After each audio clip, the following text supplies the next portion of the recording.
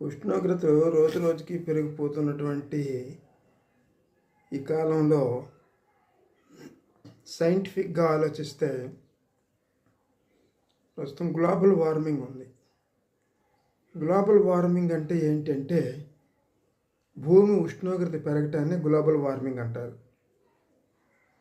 Global warming means the rise in earth's average temperature due to increase of greenhouse gases.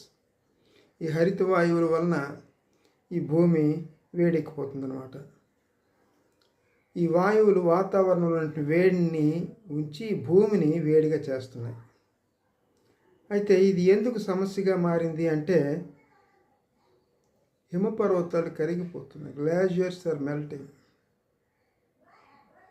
See levels are rising, సముద్ర మట్టం పెరిగిపోతుంది.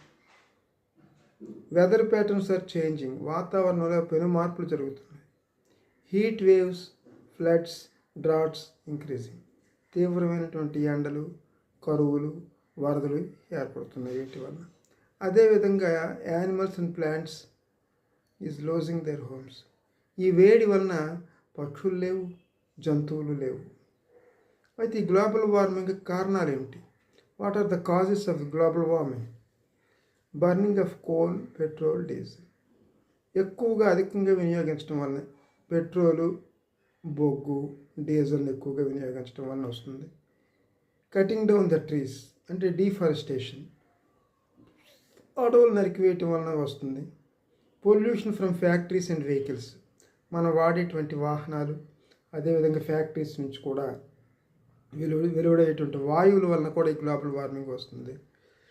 అదేవిధంగా excess use of plastic and electricity, మనం ఎక్కువ విద్యుత్ శక్తి వినియోగం, plastic వినియోగం వల్ల కూడా గ్లోబల్ వార్మింగ్ వస్తుంది అన్నమాట.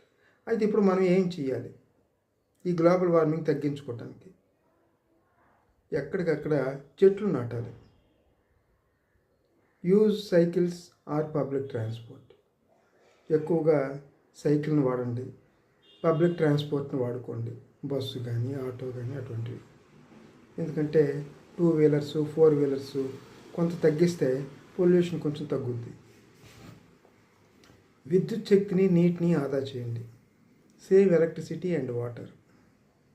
Reduce reuse and recycle, reuse చేసేటువంటివి, రీసైకిల్ చేసేటువంటి వస్తువుల్ని వాడకం తగ్గించండి. అదేవిధంగా అవాయిడ్ ప్లాస్టిక్ బ్యాగ్స్, కంప్లీట్గా ప్లాస్టిక్ మాత్రం వినియోగం తగ్గించండి, పూర్తిగా మానేయండి. Global warming is not a future.